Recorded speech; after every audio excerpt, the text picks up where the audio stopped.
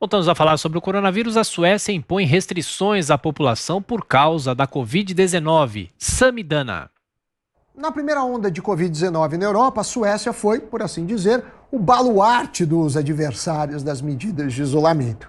Falei algumas vezes do país devido à estratégia no combate à epidemia e toda a discussão que a estratégia provocou. Mesmo com uma mortalidade alta, eles seguiram lá com a economia aberta. Mas agora, 70% da população sueca, de 10,5 milhões de habitantes, estão sob alguma restrição. Bares e restaurantes, por exemplo, não podem mais receber grandes grupos de pessoas. Pela regra, no máximo 8 pessoas podem socializar por mesa. A medida tenta evitar aglomerações sem fechar os estabelecimentos, como tem sido aí no resto da Europa. A população também foi orientada a evitar transporte público e só frequentar o comércio, que também segue aberto em caso de necessidade. Claro que essas medidas seguem sendo mais brandas do que as da França, Alemanha, Grécia, Portugal, entre outros, que até chegaram a restabelecer lockdowns, aquelas quarentenas mais rígidas. Mas são medidas mais severas do que as aplicadas na primeira vez, na primeira onda.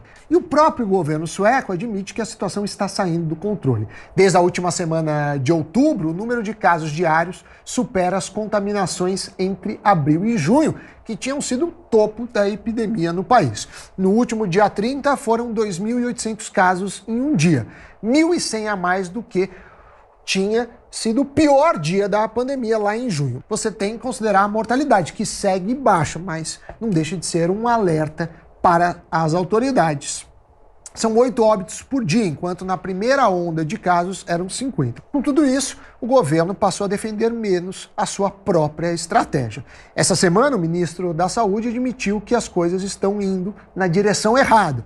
Isso não impede que o modelo sueco de combate ao Covid siga tendo suas particularidades. Por exemplo, o governo havia pedido que as pessoas com mais de 70 anos, que têm maior risco de morte caso peguem o vírus, fizessem um isolamento mais rígido. Agora mudou. Estão pedindo que saiam de casa como todo mundo, mas respeitando o distanciamento. Seja como for, essa nova onda demonstra que não há fórmula mágica. O perigo persiste e o isolamento total ou parcial segue ainda sendo uma saída para tentar retardar o uso do sistema de saúde e, de alguma forma, aliviar o número de casos.